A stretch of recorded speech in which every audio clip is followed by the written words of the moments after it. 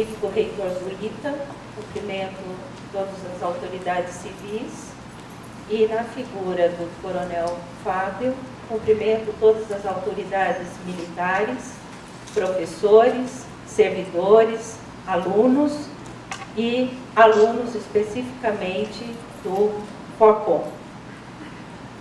Então, introduzo a aula inaugural do Programa de Formação Continuada, Educação 4.0, Princípios e Práticas de Inovação na Educação em Engenharia.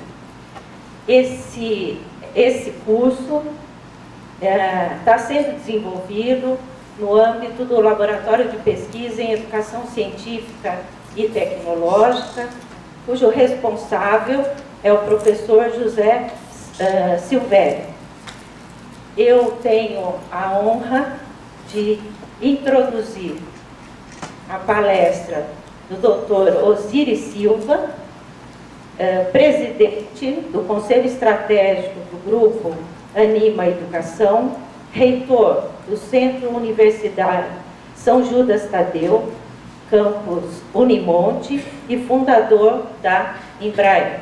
Todas as apresentações ao Dr. Osiris Silva não serão suficientes. Então, eu tenho a honra de passar a palavra a ele agora. Muito obrigado pela presença de todos e, sobretudo, por essa homenagem que me faz de colocar uma espécie de palestra que não vai ser palestra, mas no sentido de mencionar a importância de um programa dessa natureza, porque acho que todas as universidades do mundo debatem sobre problemas de como ensinar e como melhorar o aprendizado. São teses que procuram buscar soluções da tecnologia em várias alternativas. Hoje eu dirijo uma empresa de educação privada aqui no Brasil. Nós temos uma abrangência em todo o sudeste do Brasil, com 5 universidades.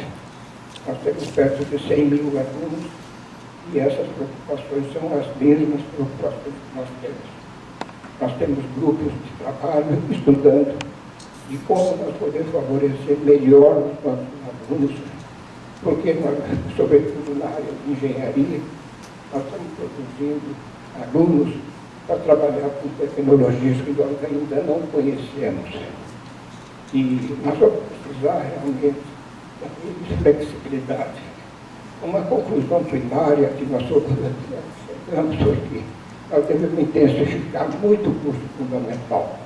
O curso fundamental ele é precioso no sentido de dar flexibilidade necessária para os egressos poderem efetivamente exercerem as suas tarefas independente do tipo de tecnologia que vão ter que trabalhar.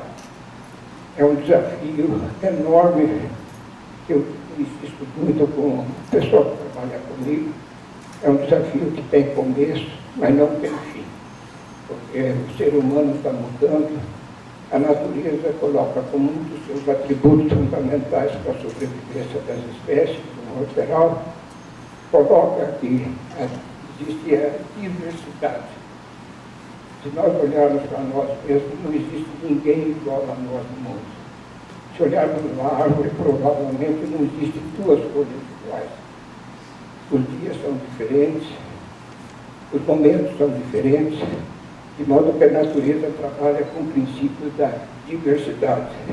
E nós, quando temos alunos, nós de longe não vamos patronizar esses alunos. O Brigadier Montenegro, o fundador do nosso ITA, fez um trabalho extraordinário. Ele dizia que o objetivo de uma escola não é simplesmente informar, é formar. E hoje, nos momentos que nós estamos vivendo no nosso país, e no mundo também, de um modo geral, nós estamos vendo que o problema de formação do cidadão é algo que a gente não pode abrir mão. Em experiência de 56 anos formados do ITA, como imaginar, foi muito variada. Nós temos, primeiro, uma estratégia loja. Chegamos com um produto que nós nos afastava um pouco da concorrência. Para isso contou para o nosso êxito. Eu fui estudado em termos de marketing e distribuição. Aulas de marketing e distribuição nunca tive no Instituto, no nosso ITA. E muito pouco também sobre o contato externo. Evidentemente, eu vivi durante o meu curso, no final da década de 60, o mundo era completamente diferente de hoje. Da mesma maneira que o dia de hoje vai ser diferente do dia de amanhã. De modo que o que nós precisamos fazer realmente é preparar os nossos alunos para o mundo que eles vão ter que enfrentar. E que mundo será esse? Nós temos visto muitos artigos, muitos estudos feitos para determinar como será o mundo do futuro. Nenhum desses artigos é satisfatório. E tem gente muito competente estudando isso. De modo que o que nós precisamos fazer realmente é preparar cidadãos. Cidadãos preocupados, sobretudo com a formação dos alunos no futuro. O Brasil tem verdadeiramente uma chaga, né? E essa chaga chama analfabetismo, ou semi-alfabetismo. A gente vê que a maioria da população brasileira se enquadra nisso. Com isso, esse país grande, país continental, um país excelente em todos os aspectos, uma verdadeira dádiva da natureza, sem esse atributo de educação, os cidadãos não vão poder produzir aquilo que eles precisam, devem e têm oportunidade para fazê-la. Nós hoje somos beneficiários de tecnologias geradas lá fora. E muito pouco é feito por aqui, ou quase nada. E quando consegue, as dificuldades governamentais são muito pesadas. Nós estamos precisando de uma grande revolução na nossa legislação, no nosso estado de vida, o que nós somos. Eu vejo várias contradições, né? Na testa da nossa Constituição, nós somos uma república federativa, mas na execução nós somos uma república federal.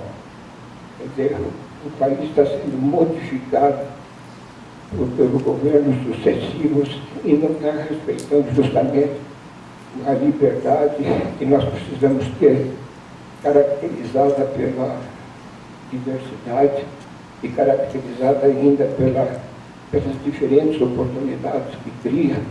E nós temos que fazer com que o nosso aluno seja um aluno de sucesso, e tenha bastante sucesso, dotado de competência, de ousadia e de coragem. São 3 atributos fundamentais que nós temos que colocar na cabeça de cada aluno nosso, porque eles são melhores do que pensam e que podem produzir muito mais do que está previsto. E isso só pode ser feito por uma compreensão entre professores e alunos. Os professores e alunos serem amigos. Eu me lembro com enorme carinho uma série de professores que eu tive aqui no ITA que fizeram uma diferença enorme na minha vida. Um deles é o professor Lacasse, no Minas. E nós devemos justamente cultivar a memória dessas pessoas que foram absolutamente diferenciadas em épocas turbulentas como nós estamos vivendo agora. Mas aqui é uma escola. Eu digo que uma escola é um templo. É um templo onde nós estamos cultivando o futuro. Melhor ainda, construindo o futuro. E essa ousadia e coragem deve permear qualquer um de nós. Eu não conheço os estudos feitos já pelo professor Cassiano e seus auxiliares, mas sem dúvida nenhuma, eu acho que esses atributos que eu mencionei agora têm uma importância razoável para que nós possamos fazer com que o processo de ensino não seja complicado, seja simples, assegurando a liberdade de poder fazer as modificações de acordo com as circunstâncias, porque é assim que os nossos alunos vão viver. Hoje, nós temos um futuro para frente que torna-se extremamente difícil de nós linearmos. Mas, sem dúvida, é possível nós sermos melhores e produzirmos mais. E essa instituição, esse nosso templo, chamado ITA, tem uma marca muito forte no mercado brasileiro e no mercado do exterior. E cabe a nós também fazer com que o ITA seja cada vez maior. Eu também sou graduado numa escola nos Estados Unidos, que hoje é considerada uma das melhores escolas aeronáuticas do mundo, a Caltech, da Califórnia.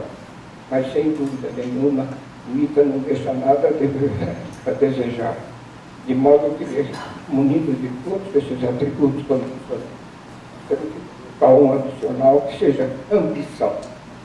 Ambição realmente de nós atingirmos os nossos objetivos, de nós podermos trabalhar em prol desse país imenso que precisa muito de nós, e nós não podemos falhar na responsabilidade que a Bolsa de Estudo nos dá para nos graduarmos em uma instituição desta qualidade que nós estamos aqui. Eu queria cumprimentar os professores, os administradores, em particular, o meu amigo Anderson, e tenham sucesso. E tenham sucesso, mas não se subordinando, sem grandes reflexões a coisas que não são adequadas. Nós temos que lutar. No começo da Embraer, eu me lembro que era quase proibido fazer doação voa. Tivemos trabalhado puramente na legislação, posteriormente nosso avião voou no Brasil, e fizemos o mesmo trabalho no mercado internacional. Entramos no mercado internacional e, como produto fundamental daqui dessa instituição, nós temos aviões agora voando em todo o mundo, embarcando milhões de passageiros e prestando um serviço enorme para a humanidade. Quer dizer, o ITA está voando no mundo e justamente os seus exércitos precisam estar também no mundo, fazendo as diferenças para que a gente possa cultivar. Cada aluno que se formar aqui a ter êxito, sucesso na vida profissional e na vida familiar, que é absolutamente um suporte fundamental para que tenha sucesso na vida da sociedade. Muito obrigado ao professor Anderson, ao professor Cassiano, que me convidou para estar aqui. Eu não tinha pretensão nenhuma de fazer uma palestra, mas trouxe apenas algumas reflexões. Reflexões essas que são livres para serem contestadas, para serem discutidas, mas que nós não podemos fugir disso. Essa instituição de ensino tem que produzir melhores alunos e melhores conceitos, em particular nessa área de formação, de ligação do professor ao aluno, da universidade com o aluno, da universidade com a sociedade, e que nós possamos efetivamente usufruir o melhor dessas ligações. Recentemente, Harvard publicou um estudo que começou em 1930, aliás, 1930 foi o ano do meu nascimento. Eles selecionaram 200 voluntários para seguir a vida deles e para poder, no final, agora, na década do começo do século XXI, eles abririam os resultados que seguia a vida dessas 200 pessoas. E eles chegaram à conclusão que realmente os mais felizes, os mais bem colocados na sociedade, os que mais produziram, foram aqueles que tiveram melhor relacionamento. E isso me coloca, fazendo uma última colocação, uma última informação, segundo o trabalho de Harvard, indicou que relacionamento é a coisa mais importante na vida, sobretudo no final da vida das pessoas. De modo que cultive esse relacionamento. O ITA é muito ligado aos seus ex-alunos. Essa ligação tem que aumentar. Nós temos que ter os ex-alunos como um todo participando, porque realmente o relacionamento é o que vai nos ajudar muito no futuro. Muito obrigado a todos.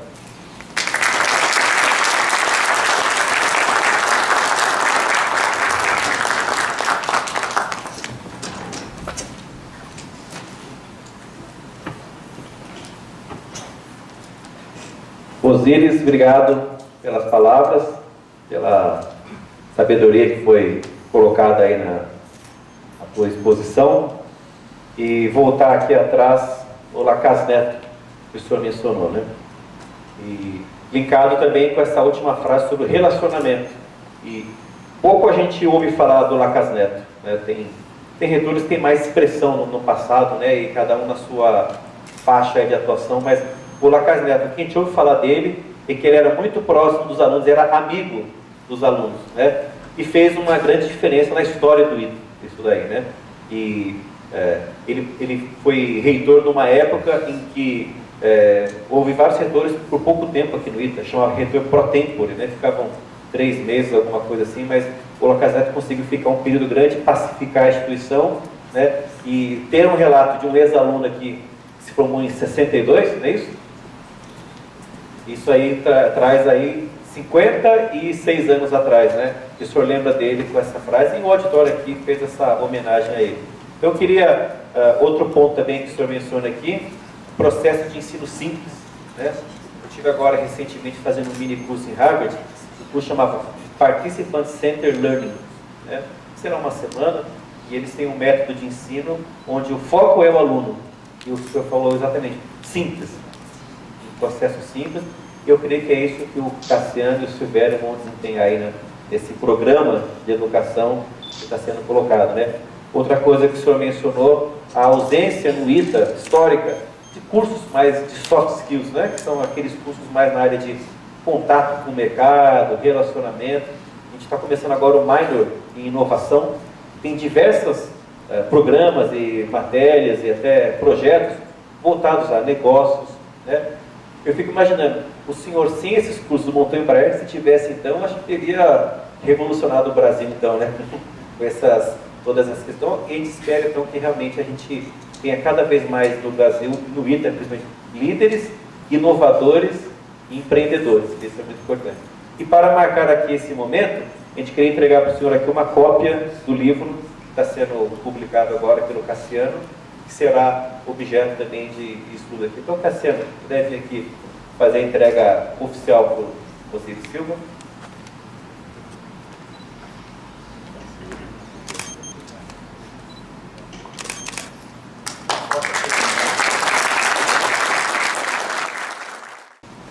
Bom dia a todos os senhores e senhoras presentes. Sem dúvida, um momento muito especial na minha trajetória, desse momento de encontrá-los aqui, tá? E especialmente ao Dr. Osíris Silva, que tanto nos inspira, né? Tanto nos provoca a nunca estarmos no mesmo lugar, né? A sairmos da nossa zona de conforto e podermos então acreditar que sempre é possível fazer algo mais. Então é a razão de nós estarmos aqui. Vou pedir a gentileza de colocar a tela aqui, por favor. Bem, enquanto estão colocando, eu já vou situar os senhores e senhoras presentes. Nós devemos ter aqui já professores e servidores participantes do programa Forcom ITA, o Programa de Formação Continuada, dentro do contexto do projeto Inova ITA, Inovação na Educação e Engenharia, que faz parte de um pós-doc. Aliás, curiosamente, o meu segundo pós-doc aqui no ITA, acho que o pessoal gostou, não sei porquê, de me chamar, e o projeto foi aprovado. Estou realizando esse segundo pós-doc sob a orientação do professor Dr. José Silvério e de Mundo Germano, a quem eu também agradeço muitíssimo sempre o apoio e a parceria. E dentro deste programa, nós tivemos uma notícia muito boa, porque nós abrimos a primeira turma, cada turma são 30 participantes, e nós tivemos a turma lotada, né? Então é um ato maravilhoso, né? Nos alegrou muitíssimo. Estamos com mais de 3/4 dos participantes antigos professores, né? Já da casa, mais alguns novos professores, razão da qual nós iniciamos então a abertura de uma segunda turma. Então a boa notícia é que, para você que está aqui, que caso você queira participar, ainda há essa possibilidade. Nós temos 2 turmas, às terças e quintas-feiras. Temos um encontro por mês, serão 8 encontros presenciais na parte da tarde, das terças e quintas, 13h30 a 17h30. E este programa é eminentemente prático, embora ele tenha uma fundamentação teórica mais profunda, ele é prático. Cada participante vai escolher uma disciplina e vai lecionar no primeiro semestre do ano que vem, e nesse semestre vai fazer um desenho de inovação para essa disciplina, baseado nos fundamentos e práticas da educação 4.0, para depois chegarmos a 5.0, né, todos eles. Tá certo? E aí, no ano que vem, no primeiro semestre, essa disciplina será aplicada e o nosso colega terá a oportunidade, então, de fazer um percurso pragmático e crítico, ao mesmo tempo, avaliativo, de como foi esse processo. Né? Um segundo aspecto importante é que, como foi citado aqui, o ITA instituiu um laboratório de pesquisa em educação científica e tecnológica, e esse laboratório já está em funcionamento desde fevereiro do ano passado, e, portanto, é uma instância da instituição que permitirá se agregar valor e dar uma base de conotação científica para os aspectos da educação, né, que, como nós sabemos hoje, são extremamente importantes.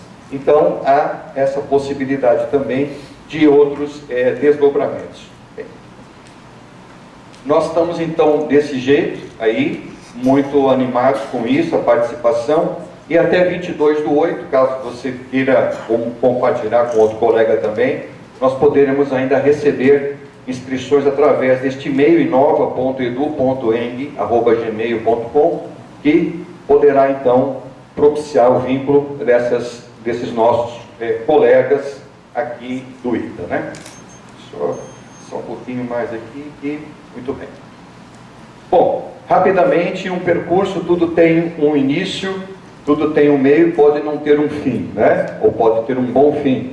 Mas as rotas que nos trouxeram aqui começaram em 1991, quando o ITA liderou um programa nacional chamado Rede Nacional de Aperfeiçoamento em Física, para a formação de professores de física. Poucas pessoas sabem desse programa, foi um programa muito importante, alcançou aproximadamente 2.000 professores no Brasil, e o ITA coordenava esse programa em parceria com outras instituições federais de educação, né? E por essa ocasião, né, nosso trabalho vinha sendo realizado na criação de mídias para o ensino da física, e esses equipamentos acabaram sendo analisados e aprovados para serem disseminados. E foi aí que eu fiz o meu primeiro encontro aqui com o ITA, e a partir de 1992. Em 96, já participamos de uma outra ação que foi trazer os ambientes de criação de simulações, que era o Interactive Physics, sempre em parceria com o professor Silvério. Esse foi um outro programa que teve uma longevidade até hoje, né, Silvério? Continua sendo útil. Depois tivemos, entre 1999 e 2004, uma ação mais ambiciosa, que foi a renovação dos laboratórios de física. Como os amigos e amigas podem ver aqui, essas iniciativas baseadas em estações de trabalho, pela primeira vez associavam mídias digitais a mídias analógicas, incluindo a possibilidade de inclusão de sensores para aquisição de dados, né? Quer dizer, era um processo novo que se instalava nos laboratórios, diferentemente dos processos clássicos que já vinham acontecendo. Portanto, um processo de inovação. Tive o prazer de conhecer o Dr. Osiris durante a comemoração dos 100 anos do primeiro voo do 14 bis, e dessa aproximação nós tivemos, então, um dos projetos que foi realizado quando o Dr. Osiris era, então, reitor da Unisa, que foi o projeto Universidade Inteligente, em 2007, 2008. Eu fiquei pensando, Osiris, como o tempo voa, né? Já se passaram 10 anos e agora, felizmente, estamos aqui novamente nesta nova iniciativa, né? Muito bem, vamos em frente. Bem, essas pesquisas proporcionaram a criação de uma série de trabalhos e, inclusive, a criação do conceito de saber arquitetura, que depois nos levou à concepção das chamadas salas inteligentes, né? É um ambiente onde você tem uma convergência múltipla de mídias. Você pode perceber aqui que você associa mídias como um ambiente de um laboratório, ao mesmo tempo é uma sala de aula, ao mesmo tempo ela é um laboratório de informática totalmente integrado no mesmo ambiente. Então isso propicia uma série de possibilidades educacionais não triviais. Todos esses processos foram realizados aqui e a primeira sala foi criada por um projeto FINEP, o professor Silvério foi o líder, coordenador, e essa sala ela veio então a se instituir no ITA. Tivemos também um projeto de parceria aqui com colegas na criação deste portal, que é o Física Vivencial em funcionamento até hoje. Nós temos mais de 2 milhões de acessos, com aproximadamente 100 mil usuários frequentes. Projeto público, fisicavivencial.pro.br. E o ITA teve aqui, através de alguns dos colegas que participaram, um papel de autoria importante nesse projeto, que foi liderado pelo Instituto Galileu Galilei para a Educação. Em 2011, 2012, a oportunidade do pós-doutorado que fizemos aqui, Educação Digital e Ensino de Física. Todos esses documentos estão disponíveis. Então, eles são documentos importantes porque, de alguma forma, refletem aspectos importantes da instituição que foram estudados durante essas pesquisas. Não é? Muito bem, finalizando, nós tivemos então a criação do Laboratório de Pesquisa em Educação Científica e Tecnológica.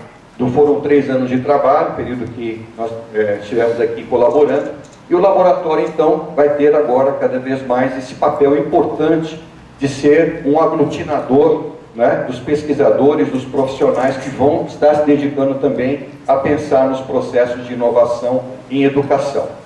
Agora estamos trabalhando pelo laboratório com o projeto Spanita, a criação de uma sala inteligente chamada 4.0 ou configurável, que já vai ser instalada no novo prédio, em breve. Esse ambiente ele já traz uma série de inovações em relação ao ambiente original, e nós acreditamos que isso tudo trará contribuições para a formação, né? Porque são ambientes que permitem uso variado de mídias de forma integrada e permitem que os alunos possam desenvolver competências e habilidades de uma forma mais potente, vamos dizer assim. Muito bem. Agora, em 2016, chegando então, portanto, ao nosso encontro aqui, tive a oportunidade de apresentar uma iniciativa, porque naturalmente, que quando nós vamos conhecendo uma estrutura, uma instituição, nós começamos a senti-la mais de perto.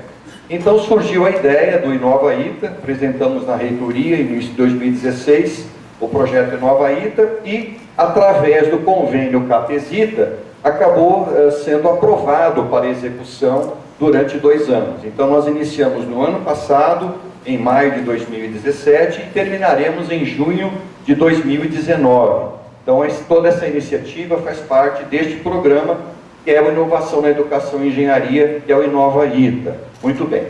Bom, nós temos 4 fatores que estão por trás, agora entrando no aspecto mais específico da nossa fala, né? Que diz respeito a essas justificativas, vamos dizer assim, macro-justificativas, do porquê dessas iniciativas. O fator 1 se refere ao contexto das mudanças globais, principalmente no que diz respeito às tecnologias disruptivas. O fator 2, as mudanças econômicas globais e os chamados mercados exponenciais. O 3, as mudanças socioculturais geracionais e o paradigma cognitivo, ou seja, há uma mudança efetiva nas gerações na forma como as pessoas aprendem e lidam com a informação. E, finalmente, um fato legal, um fato importante que está batendo a porta, que são as novas diretrizes para o ensino das engenharias. Então, esses 4 fatores, eles, vamos dizer assim, são o pano de fundo mais importante para a iniciativa que está sendo proposta, que é justamente o Forcom ITA ou Inova ITA. Muito bem, nós sabemos que hoje nós temos um conjunto imenso, ou diria um conjunto complexo de inovações. Só peço licença um minutinho.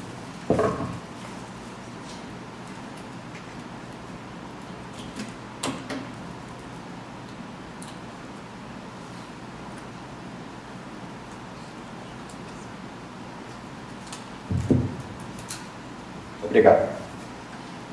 Nós temos um conjunto de tecnologias disruptivas que fazem com que haja um impacto extremamente importante. Dentre elas, a internet das coisas, com projeções que em períodos de 20 anos nós vamos chegar a casa de trilhões de equipamentos conectados, sem contar a IoT, que são a internet industrial, produzindo uma quantidade imensa de dados, portanto, carecendo de processos de análise em macro escala desses dados, por processos de inteligência artificial e analítica.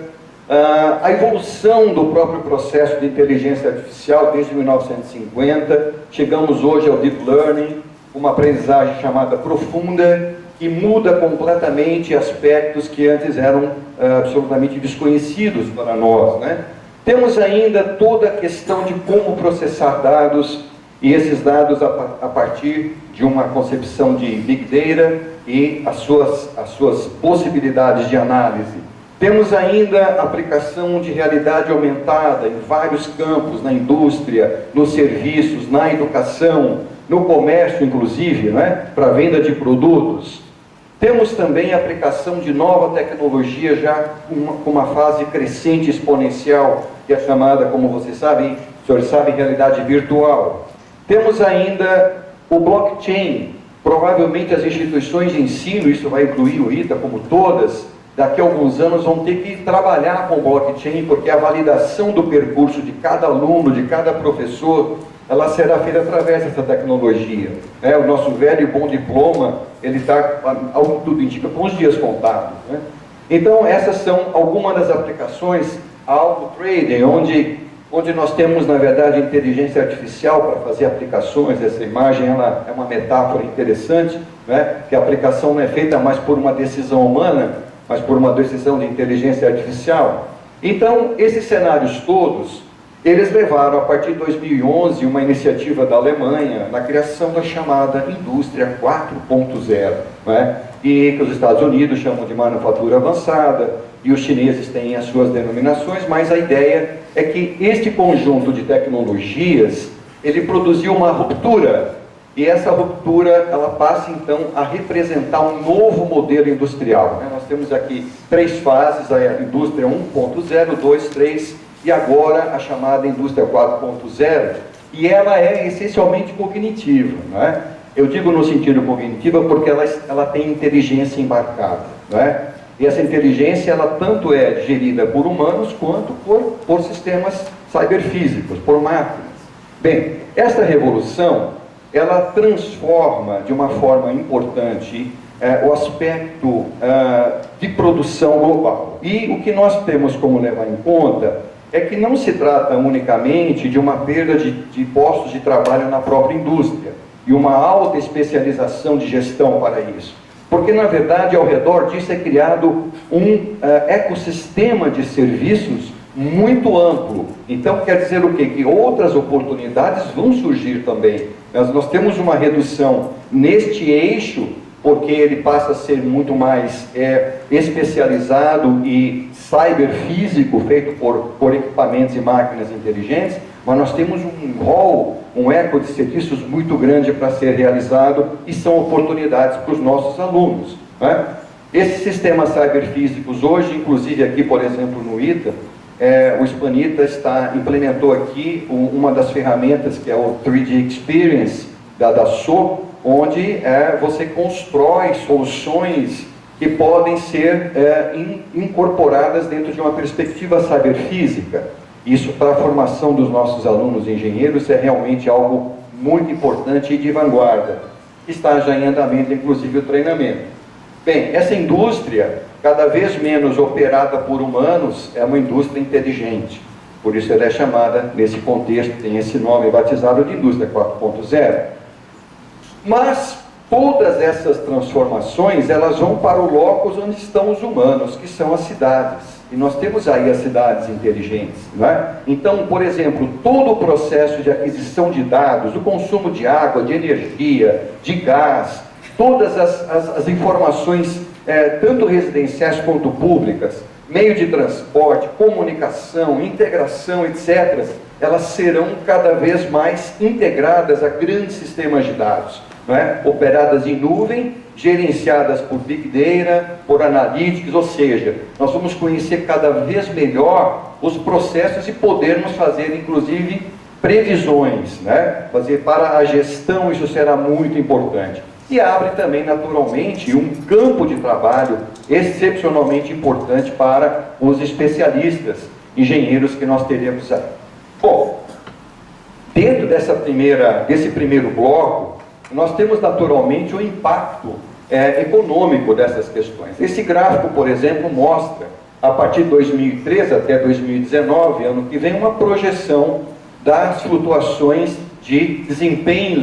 do desempenho da economia global, né? Nós temos aqui destacado, naturalmente, o aspecto onde houve ali o grande momento de uma ruptura em 2009, né? E o que hoje se projeta para cá, uma recuperação, uma maior estabilização, mas também uma redução deste impacto de produção global. Ao mesmo tempo, nós tivemos um gráfico que acompanha aqui no PIB brasileiro, acompanhando também essas regiões, né, os períodos mais difíceis que tivemos aqui, e as projeções, que algumas aqui no caso não foram, quando foi feito esse trabalho, ainda eram projeções que não foram ainda totalmente alcançadas.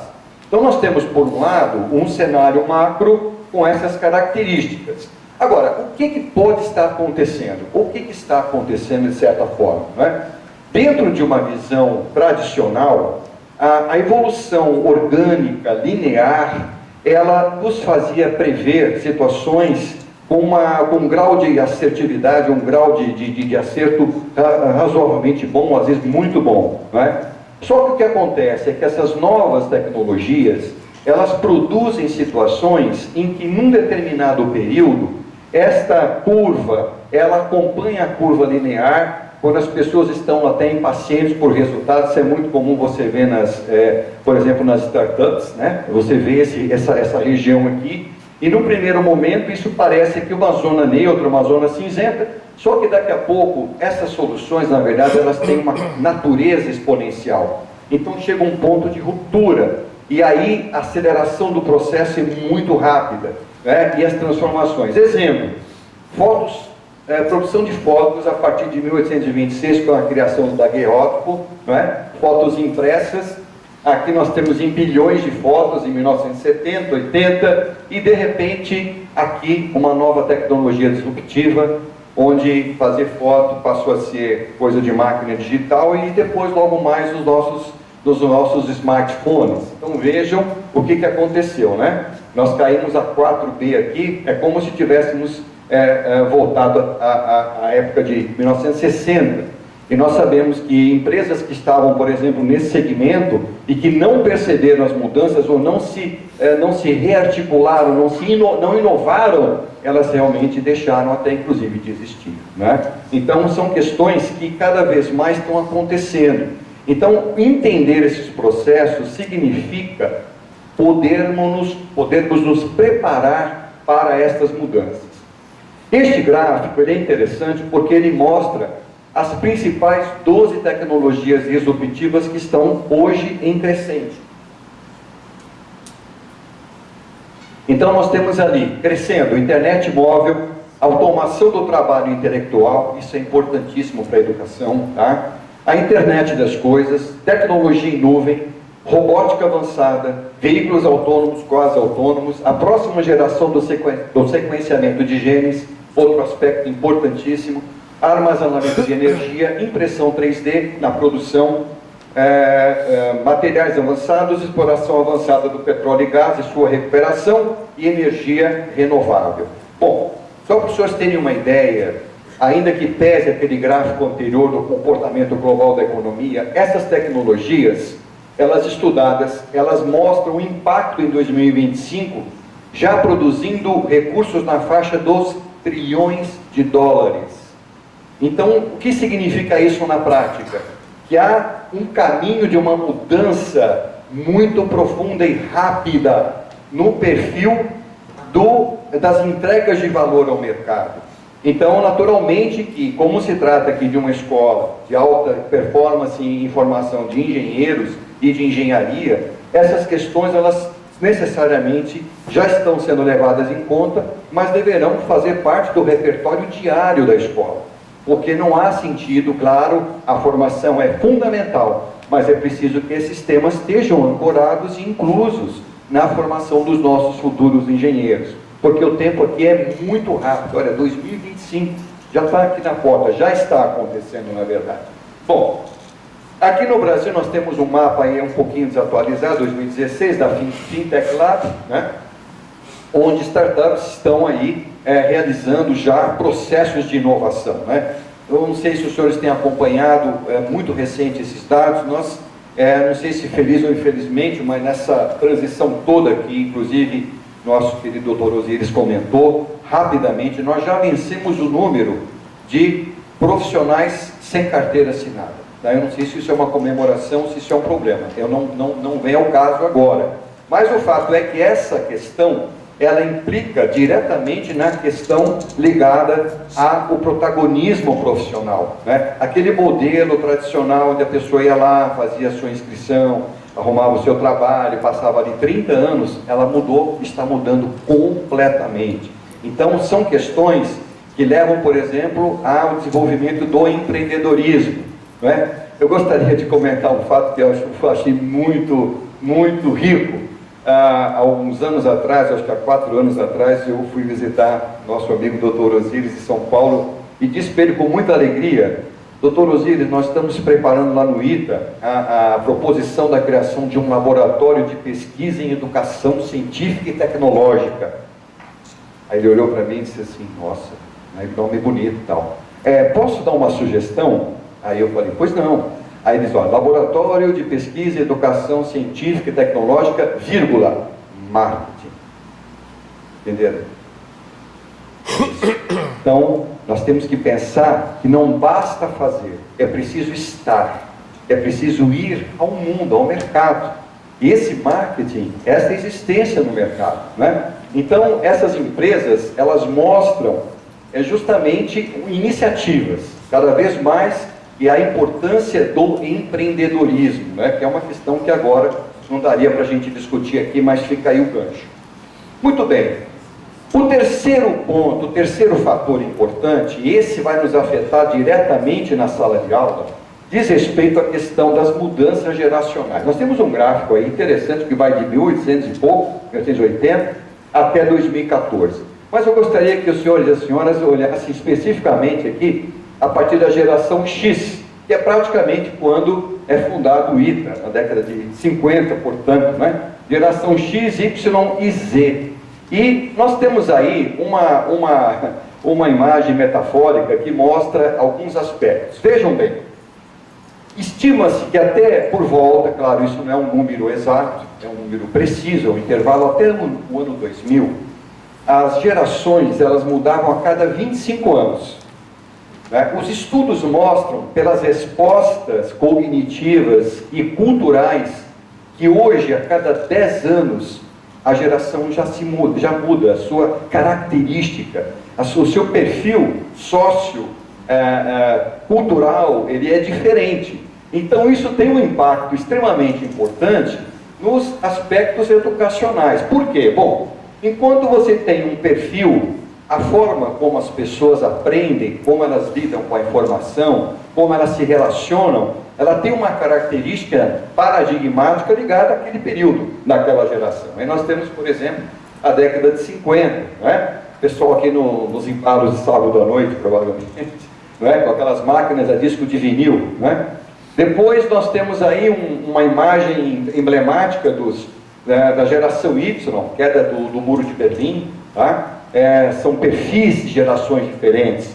E temos aqui uma geração Z, os millennials, que hoje estão aí com 18 anos de idade, estão presentes aqui, né? E algumas características muito importantes, e hoje conhecidas. Por exemplo, os percursos de aprendizagem deles não são mais lineares, porque eles vivem imersos num complexo de informações, em que a forma como eles agregam as informações e compõem conhecimento é muito diferente das gerações anteriores, tá certo? Então isso significa o quê? Que se nós formos considerar, há uma necessidade de se repensar os processos de ensino-aprendizagem. Por quê? Porque as pessoas mudam. E isso que eu estou falando aqui é baseado em estudo, em ciência, em pesquisa, não é só uma mudança superficial, ela está dentro da cabeça das pessoas. Tá? Conforme a plasticidade cerebral, que é uma característica do nosso cérebro, nós produzimos a informação e nós produzimos sinapses de forma diferente. Então, para essas pessoas aqui, por exemplo, geração alfa 2010, que é 2000 a 2010, já é outra geração, a forma como eles lidam com a informação e a comunicação é diferente. Então, se você não cuida numa escola da forma como você realiza a comunicação, você está desconsiderando uma questão absolutamente fundamental, porque é como as pessoas aprendem e como elas produzem conhecimento, não é? Naturalmente que a cultura influencia a forma como as pessoas aprendem, né? Muitas vezes nós temos modelos que a gente vê o aluno completamente desconectado. E eu quero citar um caso rapidamente aqui que foi emblemático, muito interessante. A sala inteligente fica ali no pé da matemática e humanidades. Um belo dia eu estava saindo e tem uma sala, estava vendo uma aula de matemática. Eu parei porque eu vi um aluno, ele estava de costas, né, ele não me via, e eu vi o aluno que ele estava olhando para o celular, anotava coisas, olhava para o quadro, quer dizer, estava claro que ele estava acompanhando aquela aula, atentamente. Mas volta e meia ele vinha para o celular de novo e estava com um fonezinho de ouvido de um lado e sem fone do ouvido do outro.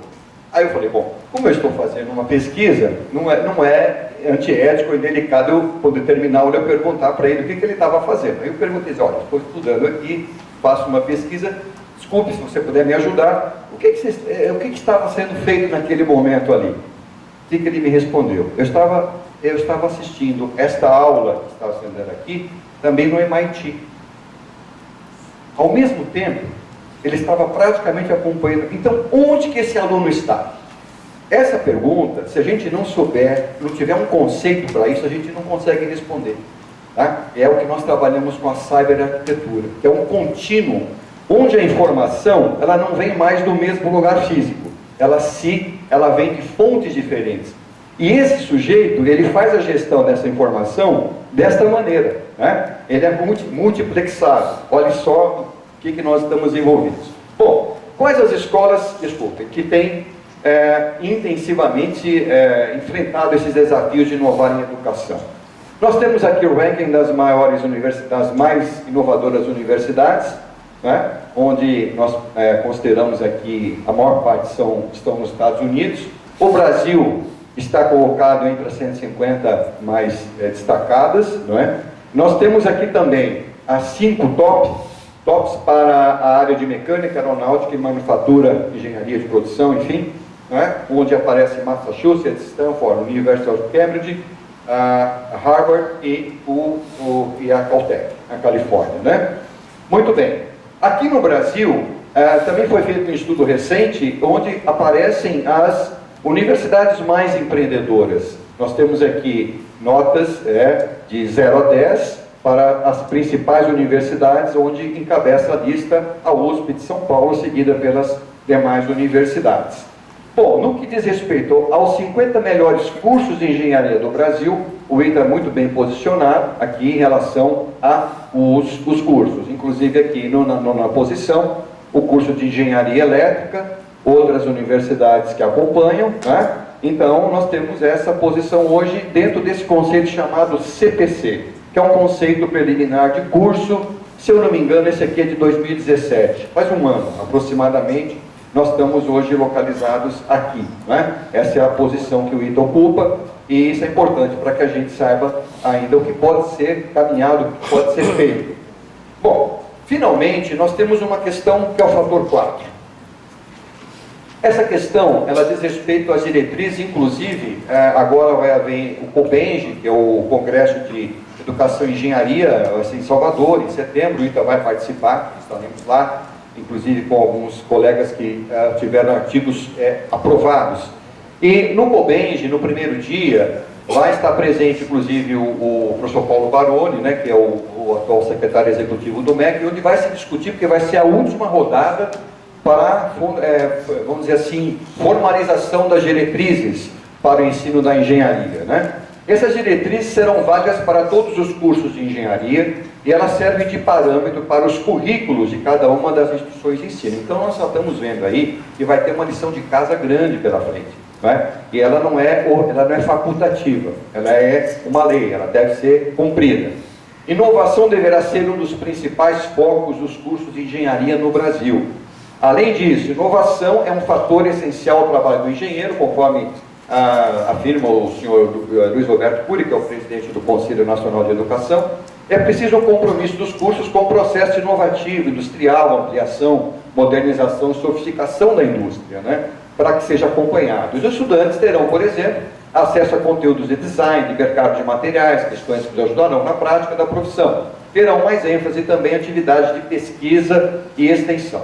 E, finalmente, as diretrizes serão, após aprovadas, encaminhadas para homologação no MEC. Após esse processo, as instituições de ensino deverão ter 1 ano para adequar os seus currículos. Agora, em setembro, então, deve fechar o ciclo e logo em seguida está publicada essas diretrizes curriculares nacionais para todas as instituições de ensino. Bom, muito bem, diante do que nós apresentamos, nós fizemos aí o mapeamento de um problema com 4 vertentes. E aí é onde se situa a educação 4.0, não é? Tenho tido a oportunidade de trabalhar, estou há 40 anos na educação, e uma das minhas principais atenções é com relação à modelagem teórico-tecnológica da educação. Então esse processo é um processo, na verdade, de longa data. Ele veio se constituindo não como uma simples soma, mas como um produto de pesquisas, de investigação, etc., etc., e que culminou, então, nesse modelo teórico-tecnológico, né? Este ano foi publicado este livro. Todos os professores do ITA, independentemente ou não de participarem do Forcom, estarão recebendo. Já entregamos 120 livros aproximadamente, agora já chegou a segunda remessa. Todos terão à sua disposição. O livro é patrocinado pela Capesita, pelo convênio, e ele é um material naturalmente de referência para o nosso curso. Então os colegas que vão fazer o curso também, que não receberam ainda, vão receber o livro e terão aí o livro como um material de referência que nos permitirá fazer o percurso com maior segurança. Bom, rapidamente nós temos que fazer uma revisão de um conceito aqui. Infelizmente as pesquisas mostram que a visão de tecnologia ela é muito de senso comum. A raiz da palavra tecné, arte, criação e habilidade, e logos, o discurso da razão, não é? Quando hoje na neurociência, na neurobiologia, nós estudamos os hemisférios cerebrais, vamos ver que o lado direito está muito ligado à tecné, né? Consciência artística, criatividade, intuição, imaginação, insight, formas 3D, pensamento holístico, consciência musical, etc. Do lado esquerdo, logos, né? É o pensamento analítico, o raciocínio, a linguagem, lógica, etc. Ciências matemáticas, habilidade com números, etc. Bom, o que isso tem a ver com a nossa preleção aqui? É que, na verdade, existe uma questão importante para se distinguir o que é mídia de tecnologia, né? Do inglês média, radicado do latim mídia, no seu plural, médium, né? Informação, meio, mídia, tudo aquilo que produz, transporta, armazena, reconfigura, edita a informação. Isso é o conceito rigoroso de mídia, tá? Do ponto de vista científico. E aqui nós temos devices, né? São dispositivos que processam, que gerenciam a informação. Então, na verdade, um computador, um smartphone, um osciloscópio, são instrumentos que permitem produzir, gerenciar, enfim, conhecer a informação. Bom, por que nós estamos dizendo isso aqui? Eu quero fazer, nesse contexto, um breve desafio aos senhores e senhoras presentes. Olha, o que há fundamentalmente em comum entre essas duas fotos, analisando-as sob o prisma dos conceitos rigorosos de tecnologia e mídia? Então, assim, o que seria tecnologia aqui e o que seria mídia nessas duas fotos? Bom, um minutinho para pensar. Quando você pesquisa, você pega, por exemplo, professores, você diz assim, olha, quando você vê um laboratório de informática, o que você expressa? Na hora, 92% vão dizer, nossa, que tecnologia. Tá?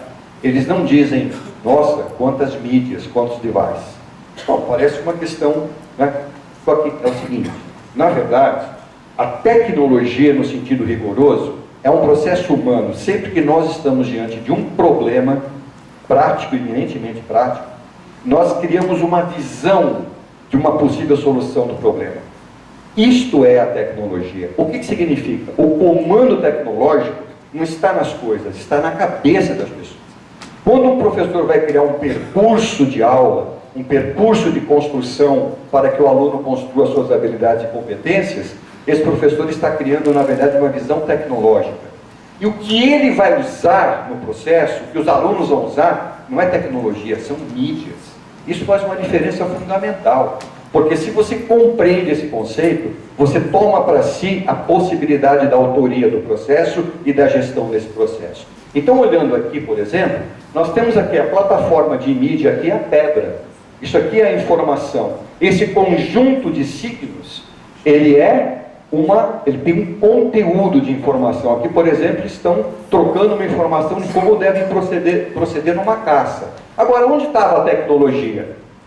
Foi quem planejou fazer isso aqui. Ele tinha um objetivo, ele queria que outros pudessem aprender com essas informações. Então, quem pensou fazer isso aqui, ou as pessoas que pensaram fazer, é que criaram a tecnologia. Isso aqui é mídia. Quem pensou nisso aqui, criou um processo em que teria uma mídia muito mais potente chamada computador. Poderia fazer a gestão dessa informação. Então isso aqui é device de mídia. O que você vai fazer com isso é que é a tecnologia. Bom, essa diferença, eu espero que na nossa prática do curso ela vai ficar muito clara, né? Quer dizer, tecnologia não é coisa recente. Tá? Não é porque depois que houve a revolução digital tudo virou tecnologia. Isso é um pensamento de senso comum. Okay? Bom, vamos em frente. No nosso modelo, por que chama Educação 4.0? Nós temos 4 eixos. O modelo sistêmico, a educação científica e tecnológica, a engenharia e gestão do conhecimento e a saber arquitetura. As nossas conclusões preliminares mostram que os modelos pedagógicos ou andragógicos tradicionais, eles não dão conta mais do atendimento dessa nova geração. Porque houve uma mudança, como nós vimos, cultural. Então, o que é o modelo sistêmico, o pilar central? É aquele que te permite ver a instituição sob um olhar sistêmico. Por exemplo, durante mais de meia década, a lousa foi rejeitada pelos docentes. Porque é o seguinte, o que acontecia? Não existia lousa, então se pintava a parede, punha a moldura bonita, tal, o giz, né, o carbonato de cálcio, a pedra que risca o giz e deixa o pozinho em cima. Só que, por que os colegas não usavam? Por quê? Porque, na verdade, estava se falando de uma inovação em mídia. E toda inovação, ela exige uma nova visão tecnológica. Para você criar uma aula, incluindo uma lousa, você precisa pensar o processo de comunicação com aquela nova mídia. E qual que era o processo? Era o professor se postar e falar oralmente. Então, é uma mudança de paradigma, modelo sistêmico de educação, tá certo? Então, foram precisos mais de 50 anos para se integrar a lousa, e aí chegamos ao século XX, né? O modelo de um para alguns, a lousa é o professor. Quer dizer, é uma sala de aula, mas ao mesmo tempo é um laboratório, eles estão montando ali dispositivos em Arduino, etc. Então, esse processo todo, ele é um processo integrado, né? Novas configurações. Hoje existem mobiliários que, conforme você reorganiza o mobiliário, você reorganiza o ambiente. Então, você deixa de ter um ambiente assim, ó, e a sua pedagogia, a sua andragogia tem que ser daquele jeito do ambiente. Não. Você vai fazer o ambiente ser subjugado para a tua necessidade educacional. Essa que é a diferença, né? E temos as imagens, etc. Chegamos àquela sala que nós já mostramos e, finalmente, chegamos ao 4º pilar. Talvez o mais importante, como as pessoas aprendem. Eu considero, um pesquisador, que esse é o problema fundamental da educação. A gente responder esse problema, a gente responde o problema fundamental. Bom, a questão é que esse problema depende, em grande parte, de quando você está falando. Porque dependendo da questão cultural, histórico-cultural, você tem uma mudança nos processos de ensino-aprendizagem, no processo de produção de conhecimento. Felizmente, as pesquisas mostram que existem 4 aspectos que são praticamente invariáveis. Primeiro, todos nós aprendemos dentro de um contexto onde nós estamos inseridos. E esse contexto, na prática, quer dizer o seguinte, que quem gerencia a nossa cognição é a emoção. Quem de nós aqui não esteve várias e várias vezes dentro de uma sala de aula completamente desconectado do que estava acontecendo? Tá? Então você tinha a oportunidade cognitiva, mas você não tinha o envolvimento emocional. Tá certo? Então o primeiro cuidado num processo é a gente cuidar dessa questão do envolvimento. O significado, principalmente para o adulto. Qual que é o significado daquele aprendizado para ele? Ele tem que encontrar um significado. Segundo ponto, nós humanos produzimos conhecimento quando resolvemos problemas. Isso é Gaston Bachelard. Tá? Então, ao resolver um problema, nós produzimos conhecimento tácito, competências e habilidades, e conhecimento explícito. Exemplo, uma tese. Né? Não partimos de um problema? Desenvolvemos e produzimos conhecimento, quer dizer, competências, habilidades e documentamos este processo. Então, isso é a questão ligada à problematização. Outra coisa fundamental é que haja interação do sujeito com o objeto de conhecimento. Né? Se, por exemplo, eu estou trabalhando com eletrônica, eu vou fazer uma descrição de como eu devo operar um osciloscópio, um oscilógrafo, enfim, mas é uma coisa. Agora, se eu coloco um problema e o meu aluno envolve-se naquele problema utilizando aquele instrumento, é uma outra coisa. Por quê? Porque ele ascende para o conhecimento tácito. Ele vai desenvolver habilidades e competências que só a descrição midiática não vai dar conta. É essas questões práticas. E, finalmente, a socialização. Nós humanos somos essencialmente, temos o perfil essencialmente social. Então, nós precisamos do outro para a construção do nosso processo. Aquilo que eu não consigo fazer num grupo, que o meu colega faz, ele me ajuda a aprender. Tá? Não necessariamente só o professor. Tá? Então, esses 4 pilares, eles são aspectos fundamentais quando você vai fazer a criação de uma aula ou de um processo de ensino-aprendizagem. Isso está baseado em fundamentação científica e eu tenho um dado alarmante para compartilhar com os senhores e as senhoras. As pesquisas mostram que no nosso país, 2/3 das ações docentes, elas são eminentemente de base de senso comum ou tradicionais. O que significa isso?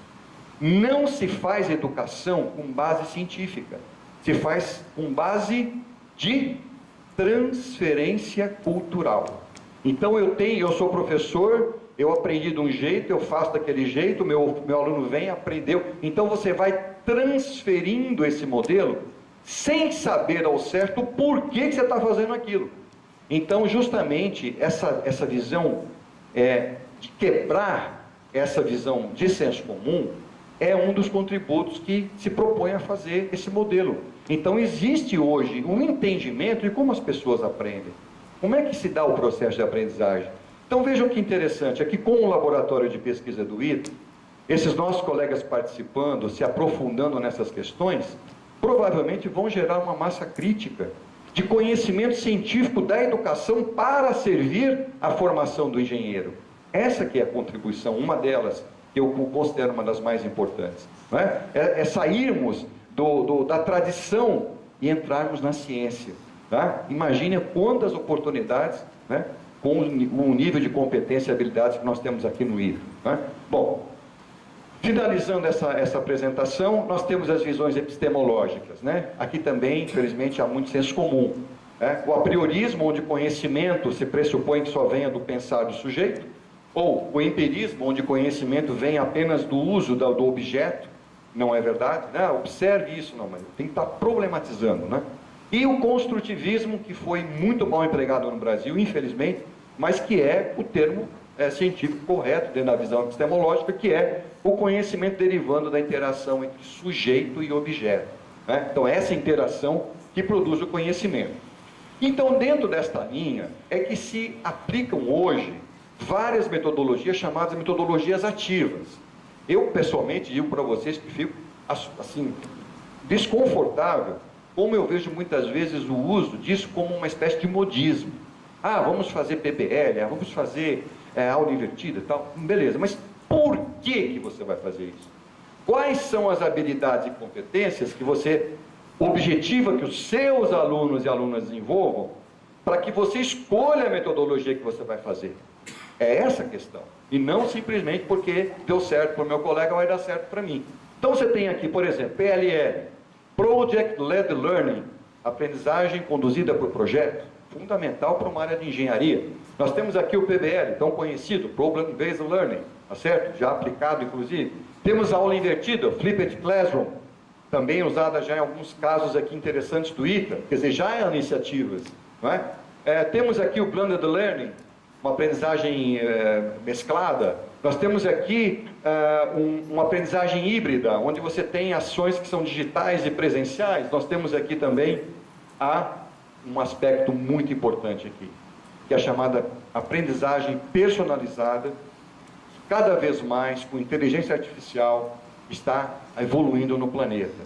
Você vai fazer um curso, você entra numa plataforma, antes de tudo, essa plataforma vai fazer uma análise do teu perfil sociocognitivo. E ela vai fazer uma mensuração do ponto que você está. E a partir desses dados mapeados, ela vai gerar um protocolo de percurso personalizado para você. Só você tem esse protocolo, porque é você que está aprendendo. Isso, então, é uma aprendizagem adaptativa. Cada vez mais há uma tendência nesse sentido. E, finalmente, a MVA, essa é uma teorização que eu venho trabalhando há muitos anos, que é a metodologia vivencial ativa. Que ela diz o seguinte, olha, para você fazer um processo de curso, você pode usar várias metodologias. E não quer dizer que você não possa usar uma aula expositiva, absolutamente. Há muitos momentos em que a aula expositiva, claro, ela é fundamentalmente importante, mas ela é controversa no momento em que você tira a oportunidade de problematização do seu aluno. Se você der a resposta na frente, você desrespeitou uma estrutura básica do ser humano, que é como as pessoas aprendem. Nós nos mobilizamos para a aprendizagem quando estamos num contexto motivador e temos desafios a enfrentar. Nesse momento, nós temos então uma capacidade de envolvimento e desenvolvimento maior. Bom, última parte do nosso percurso. Quais são os 8 eixos fundamentais? Primeiro, participação ativa do estudante. Isso é fundamental.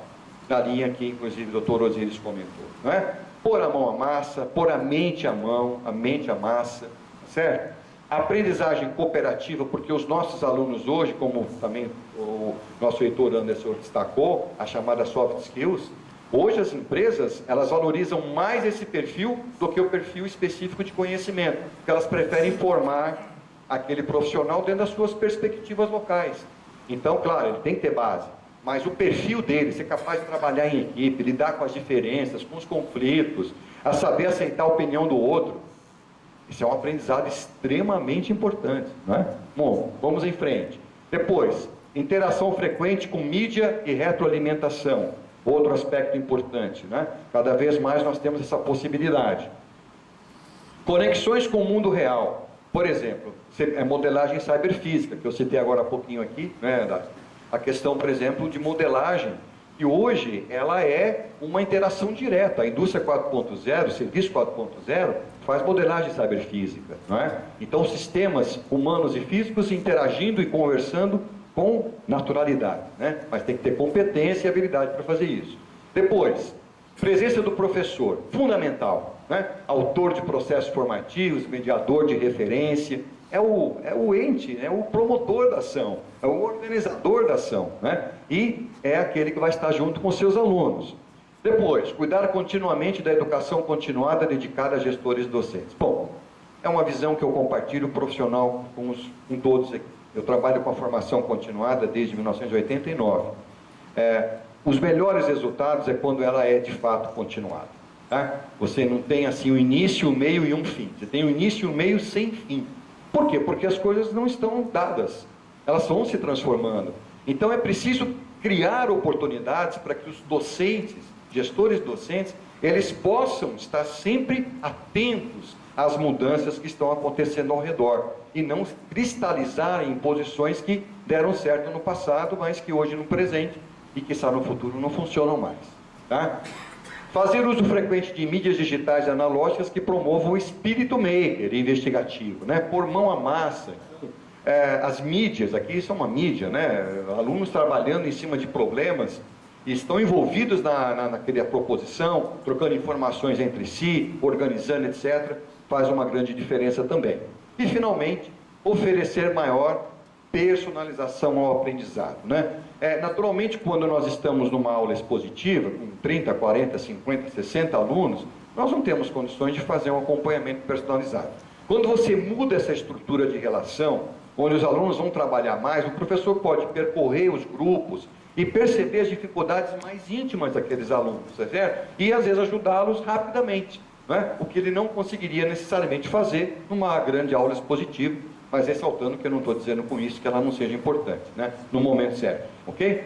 Bom, o que nós esperamos aqui pelo nosso curso? Primeiramente, que os professores participantes, os servidores também participantes, sejam capazes de ter uma visão analítica e sistêmica, baseada no modelo sistêmico de análise institucional.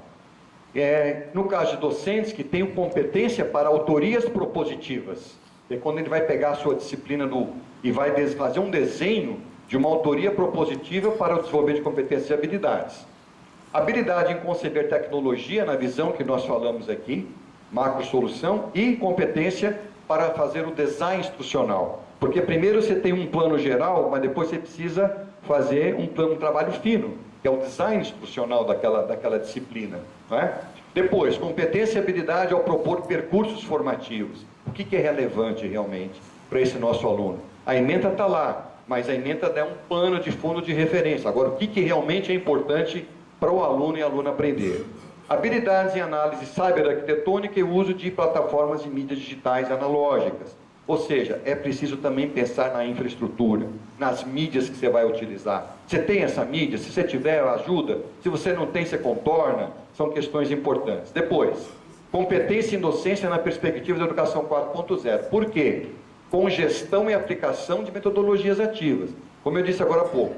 Saber por que você vai escolher uma metodologia, o que ela vai promover de desenvolvimento. Habilidade em gerar avaliação instantânea e utilizar retroinformações, né? Isso é muito importante, não só para ter a nota, que é uma característica institucional, mas você ter um aprendizado durante o processo. E para isso você tem que ter retroalimentação instantânea.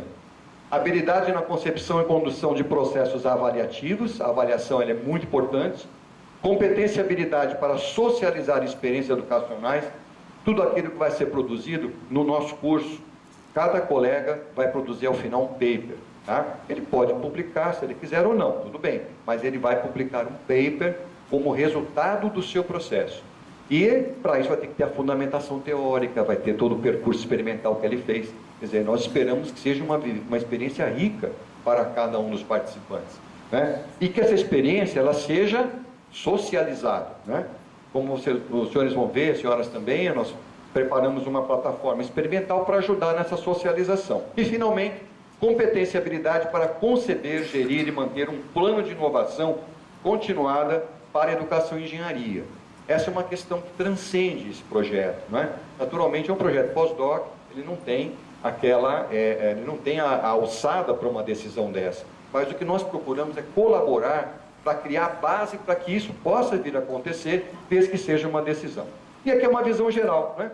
Então, a gestão estratégica da inovação, eu quero também fazer um destaque, Ritor, com absoluta transparência e sinceridade. Todos os projetos que eu venho acompanhando ao longo dos anos, os que realmente dão certo é quando, nos 3 níveis de gestão, maior, intermediária e básica da docência, eles estão empenhados numa ação conjunta de inovação. Funciona. Porque às vezes quando você tem só na docência, você tem casos isolados. Puxa, o professor ali faz coisa tão bacana, mas está isolado. Não há uma conexão, né? não há um processo de gestão daquela ação. Quando isso acontece, ela se torna muito mais potente e traz melhores resultados para a instituição. Coordenação dos processos, docências com inovação e educação, autoria de percurso na docência, uso das plataformas educacionais, metodologias ativas, digitais, integração de mídias educacionais digitais analógicas, as questões do espaço e, finalmente, a infraestrutura para a escola contemporânea, né? Aproximando da realidade que esse menino vai usar. Bom, O laboratório está a serviço do projeto, né, professor Silvério? Tá?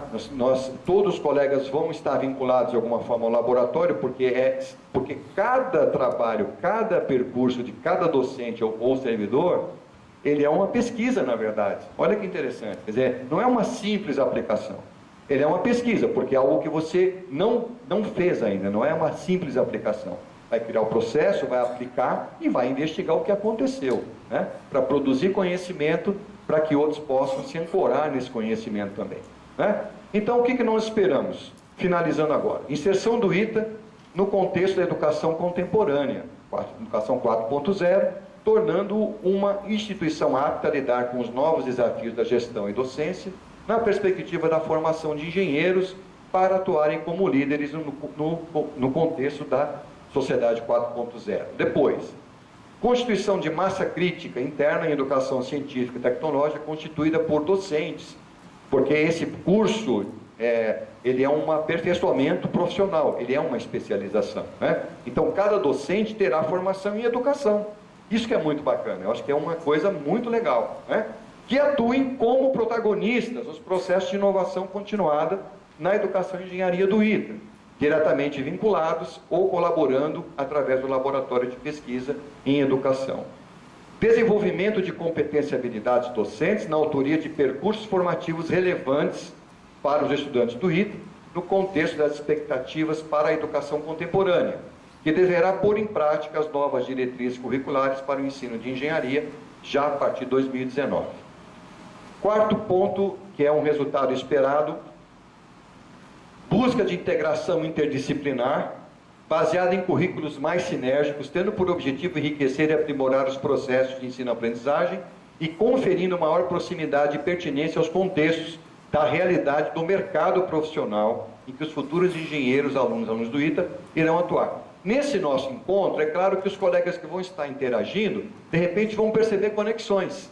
A sua disciplina com a do outro e a do outro, de repente, podem ter uma conexão fabulosa ali, que hoje ela é linear, ela é estanque, mas ela pode transcender essa forma monolítica e se tornar algo muito mais potente. Isso seria muito bom se vai acontecer. Pode acontecer. Colaboração entre docentes e discentes, de modo a fazer uso apropriado de plataformas digitais, então a compartilhar as informações, gestão, que suporte metodologias ativas e passivas, integrando mídias educacionais, digitais, analógicas e outros recursos relevantes para os processos de ensino-aprendizagem na contemporaneidade, com suporte à gestão, proporcionando supervisão processual e seletiva de aprendizagem, inclusive individual, na perspectiva de um ensino mais personalizado. Então aí as ferramentas digitais são grandes aliados para a gestão desse processo. Eu peço perdão, me equivoquei aqui. Capacitação docente para utilização plena dos espaços cyberarquitetônicos. Hoje o ITA tem 2 espaços especiais, que é a sala inteligente, que funciona hoje, né, Silvério, nas humanidades e matemática. Em breve, né, professora, vamos ter ali a outra sala e, quiçá, no futuro, isso possa ser indo se ampliando para que esses espaços venham a servir ao ITA. São as salas configuráveis inteligentes, de forma a valorizar ações interativas e dinâmicas de ensino-aprendizagem realizada pelos estudantes no âmbito presencial, remoto ou híbrido. Eu só quero contar um fato muito interessante. Uma pesquisa investigou o seguinte: por que, afinal de contas, a maioria absoluta das nossas aulas são expositivas? O fator isolado mais importante, sabe qual é? É a configuração das carteiras e da lousa. Impressionante isso. Quer dizer, o espaço, ele ajuda na educação ou ele atrapalha, tá? Então nós temos que pensar nisso também. Muito bem, finalizando, são 8 tópicos. Produção de conhecimento para a educação científica e tecnológica na forma de publicações variadas relacionadas aos projetos de curso desenvolvidos, aplicados e avaliados pelos docentes participantes do Fórum ITA, além de propiciar acesso a publicações de artigos especializados na perspectiva de uma inovação institucional continuada e sustentável. Eu quero fazer um destaque aqui, senhores colegas e colegas aqui que estão presentes, importante. Normalmente, pelo perfil da questão da engenharia, nós temos então as áreas duras, né? Agora, há uma mudança profunda. Por exemplo, eu fiz um doutorado em engenharia e gestão do conhecimento. Então, gestão do conhecimento hoje é uma engenharia. É uma soft engenharia. Então, o que eu quero dizer com isso? Hoje, Por exemplo, os colegas estão dedicados à produção de papers, ou de pesquisa, ou de dispositivos, enfim, de tecnologias, ligadas às suas áreas de formação. Mas existe um mundo de possibilidades na área da formação humana, tão importantes e cada vez mais importantes, às vezes, do que hoje. Por quê? Porque é o perfil das pessoas que estão trabalhando nessas áreas e vão trabalhar, é um perfil diferenciado.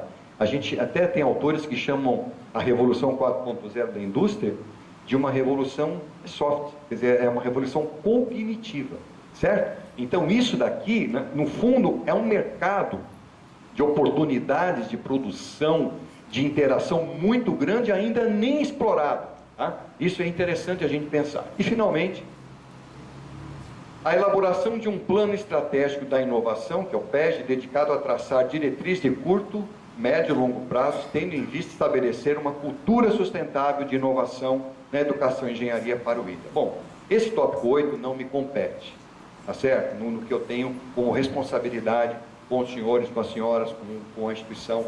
Isso é uma decisão de outra instância, né? E que seria, aí sim, a meu ver, procurando colaborar com essa visão, um objetivo áureo que transcende ao projeto Inova ITA hoje, que é a definição de uma política institucional do ITA dedicada à inovação continuada na educação e engenharia. Ora, se nós temos um laboratório, se nós teremos profissionais altamente qualificados, especialistas, e com a formação em educação 4.0, o que impede de fazer um processo de relevância?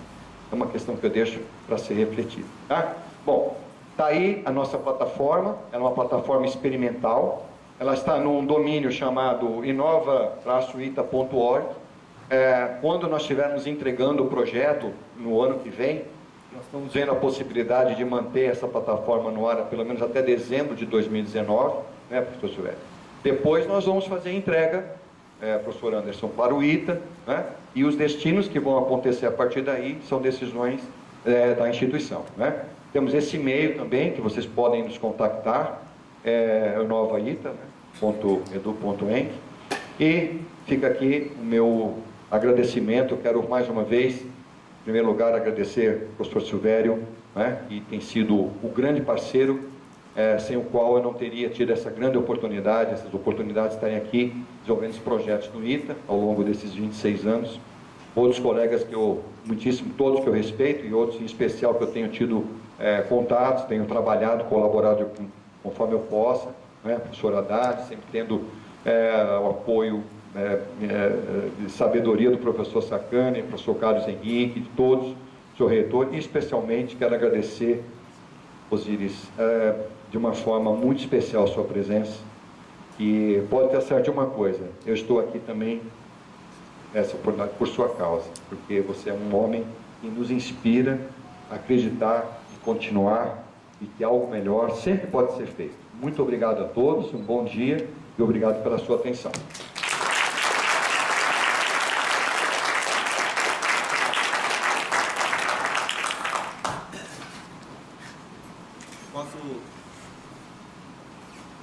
Posso deixar encerrar aqui a tua palestra sem um agradecimento enorme aqui ao Silvério.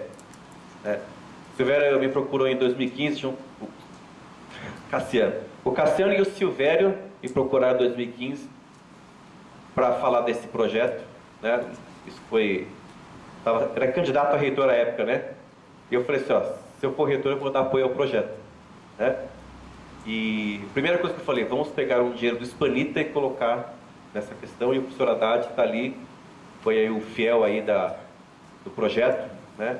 Eu vi que você citou o Haddad umas 5 vezes ali, porque tá por dinheiro, né? Então tem que respeitar aí o stakeholder, né? E vi que você falou muito do Carlos Henrique também, porque eu vi que você colocou 8 tópicos, 7 são teus e 1 é do Carlos Henrique, não é isso? O 8º é dele, né? Lacava, exatamente. Não precisa também começar a agradecer, quem vai agradecer até o fotógrafo ali que está tirando a foto, mas todos colaboraram. Mas acho importante o seguinte, a gente tem aqui várias ações que estão se tornando institucionais, né? E você falou que não pode ser um projeto só ali do docente, tem que ter o docente. Então está aqui um grupo grande e o pessoal que faz a matéria com você aqui. Mas tem que ter também a administração e, coincidentemente, todo o conselho da reitoria está aqui. Só o CJ que não pôde vir, mas ele falou, ó, já que você vai, eu vou estar aqui na retaguarda, alguém tem que trabalhar lá também, né? Não pode, a reitoria não pode ficar sem ninguém. Mas está aqui, Lacaba pró-reitor, Carlos Henrique pró-reitor, Fábio pró-reitor, tem mais algum?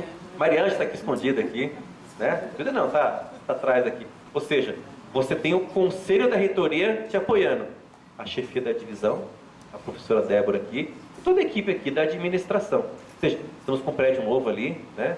Todo mundo desempenhou, a Débora aí, o Fábio está correndo atrás. Estamos aí com o Hispanita colocando recurso no projeto, o Capesita colocando também recurso aqui no livro e na tua contratação. Temos os professores atuando e temos a vontade. E temos um ex-aluno aqui que está motivando a gente, falando, ó, continua o meu trabalho aí porque agora a bola é com vocês. Então, Cassiano, conte com a gente, tá? E que não seja apenas um projeto de pós-doutorado, que seja realmente algo que mude a escola e que gere o 8º item ali, que seria então o estabelecimento da política, né, de inovação. Sabe, Osíris, muita gente diz assim pra gente, não, alguns falam assim, olha, não vamos mudar o ensino do ITA. Tá bom. Por quê? É o modelo do MIT. Nós fundamos o modelo desse lá em 1950. Vamos seguir esse modelo. Por que mudar? É um modelo de sucesso, como o Osíris, criamos a Embraer e centenas de engenheiros. Para que mudanças? Vírgula. Quem é a escola que mais promove inovação na educação que você colocou nos tópicos ali? É o próprio MIT. Vocês acham que o MIT mantém o mesmo modelo de 50 até hoje? Se o MIT mudou o seu modelo, eu vou continuar naquele modelo de 50 que eu aprendi 70 anos atrás? Por que a gente não mira o modelo do MIT de 2050? Então, ou seja, vamos manter o que é bom do modelo de 1950, mas sem fechar os olhos para as mudanças necessárias que as grandes escolas estão fazendo. Se a gente ficar engessado, isso é muito ruim. Eu gostei quando você falou o seguinte, vamos manter também a aula expositiva.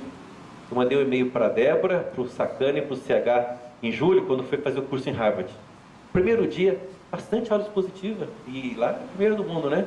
Segundo dia, bastante. Tinha mídia também, tinha tudo, mas tinha expositivo, tinha o giz de verdade mesmo, com lousa verde mesmo, né? Aí terceiro dia eu cansei, falei, Débora, mantenha o quadro verde lá da não fundamental, porque tinha gente que era tirado. Falei, mantém, aqui em Harvard é melhor do mundo e usa giz e lousa também, não pode ser só giz e lousa, não o aluno fica louco, né? Mas tem que ter é híbrido o processo. E quando você falou isso, porque eu fico com raiva quando a gente fala assim, daqui para frente é só na mídia, na internet. Ou seja, tirou a flexibilidade, né? Então, parabéns. Eu queria, desculpa até interromper aqui a tua fala aqui, tá? Mas parabéns. E eu lembro que agora em 2015 a gente fez a decisão certa de colocar você aqui e fazer todo esse processo aí, tá bom? Parabéns aí, tá? Eu quero agradecer a oportunidade. Sempre esse caminho que me conduziu ao ITA, ele na verdade é um caminho de oportunidades, de aprendizagem constante, de grandes desafios. Eu quero nesse sentido agradecê-lo, né, como nosso reitor da casa, e agradecer e te presentear com um livro também, exemplar, que eu espero que a gente possa estar disseminando e colaborando com todas as iniciativas aí por esse período, que, como eu digo, eu estou aqui de passagem, né? Mas enquanto estiver aqui, podem contar comigo todos os dias dessa caminhada. Tem vaga no curso ainda? Vou ver se eu acho o tempo aí. Se o Coronel Pagés me liberar, eu participo sim, viu? Muito obrigado. Por favor. Eu sou Alexandre, eu estou representando o centro acadêmico, então eu acho que eu sou da geração Z aqui. E eu acho que é importante ter a opinião do aluno. Sem dúvida. O senhor chegou a falar com o CAGE ano passado, a gente tentou começar uma parceria, mas devido a inúmeras tarefas não conseguimos. Concordo com muitas coisas que o senhor falou, mas uma coisa me chamou a atenção. O ITA hoje, que os alunos assim, mais sentem e mais reportam, é a carga horária densa e grande. Quando o senhor listou todas aquelas universidades inovativas, você vê que a maioria delas tem uma carga horária menor. Não digo menor no fato de tempos dedicados a uma instituição, Porque hoje, você pegando aqueles 4 números que nós temos, de aula expositiva, aula de exercício, aula de laboratório e estudo em casa, o número é equivalente, um pouco superior. Só que o problema é a proporção. Lá fora, o aluno tem menos aula expositiva, ou seja, presencial, mais aula, ou seja, presencial é o essencial, a videoaula, seja outras tecnologias, toma o papel de dar assim, o conteúdo massivo, o total, né? E a aula com o professor presencial é para o diferencial. O diferencial do MIT é aquele professor que eu só vou ter lá presencial para tirar uma dúvida com ele. E o que eu quero chegar é que tentar mudar essa proporção aqui no IT também, porque a gente fica muito sobrecarregado de aulas presenciais. E assim, eu queria saber a opinião do senhor a respeito disso e incluir um ponto, a questão dos esportes. Eu acho que todas as universidades têm um fomento muito grande atrelado à educação, o esporte. Então, mente sã, corpo são. Eu queria saber também a opinião do senhor desse ponto. Desculpa se eu não me fiz entender. Não, pois não. Bem, certamente que um eixo do seu questionamento, ele passa por questões decisórias de ordem maior da instituição, que está dentro do currículo, a questão da reorganização, da carga horária, e certamente não me competiria agora essa discussão no sentido quantitativo, claro, né? Vamos pensar no sentido qualitativo, conceitual, né? O primeiro ponto é que realmente é o seguinte: se até algumas décadas atrás a fonte única praticamente de informação era o docente e o que tinha na biblioteca e nos livros, hoje, através das mídias digitais, é possível que os alunos na sua geração millennial, né, eles podem ter acesso às informações de uma forma variada, qualificada, e claro que para isso há de haver um tempo para que esse acesso se dê. Quer dizer, se o aluno não está tendo uma aula, ou ele teve um tempo que era de uma aula, vamos dizer que esse tempo foi dedicado a um acesso, a um vídeo, a uma leitura, a uma simulação que você fez ali, claro que isso está agregando valor, não é? Porque o aluno está envolvido naquela ação que tem a ver com aquela disciplina, enfim, né? Então, são questões importantes que hoje, realmente, elas são fatos novos e diferentes de antes, quando a gente só tinha, então, a aula expositiva e a fonte, que era o livro ou o material dedicado, indicado pelo professor. Outro aspecto importante, realmente, quando nós vemos a importância que se dá para a formação integral do estudante, né, que é a questão da educação física, da educação do corpo, ela é muito importante também, com certeza. Também é uma questão, sinceramente, não tenho alçada para discutir essa questão. Mas o que eu acho fundamental, Alexandre, e aí até agradecer a sua presença aqui, eu estive conversando com o presidente, então, agora, que é o Guilherme, né, Marinô, o Pedro, e a aproximação de vocês desse projeto, a meu ver, ela é de fundamental importância. Inclusive, no meu projeto de pesquisa, eu tenho itens que são de investigação de questões ligadas ao alunado, que ao final do processo eu deveria entregar um documento, né, um relatório, vamos dizer, uma publicação, e a presença de vocês dando esse feedback é de absoluta importância, porque senão nós já estaríamos cometendo um erro de partida, porque afinal de contas, vocês são o nosso público-alvo. Todo esse investimento, toda essa iniciativa que está sendo feita aqui, ela tem um destinatário final, que são os alunos e alunas do ITA. Tá? Então eu agradeço e gostaria de nos aproximarmos dentro de uma agenda, inclusive, planejada, né? E isso vai ser realmente muito rico para todos, né? Por favor, professor. Muito obrigado. Só uma complementação de informação sobre essa questão que o Alexandre levantou, e aproveitando a bola que foi levantada pelo Cassiano, né? Sobre essa questão da carga horária. Eu acho que a gente chegou até a conversar a respeito, né, em algumas ocasiões, sobre essa questão. A análise da carga horária do ITA é exatamente o tópico principal de discussão de diretrizes curriculares para esse ano. Coincidentemente, hoje teremos uma reunião do Conselho de Graduação à tarde, em que vai ser apresentado o primeiro esboço de um estudo que está sendo feito por um profissional contratado pelo projeto Hispanita, especificamente para analisar a relação entre carga horária e currículo, né? Uma questão que é importante de se levantar quando você discute carga horária em geral é que existem dois tipos de carga horária. A carga horária total, e nenhum dos cursos do ITA tem carga horária significativamente alta comparada com outros cursos de engenharia do Brasil.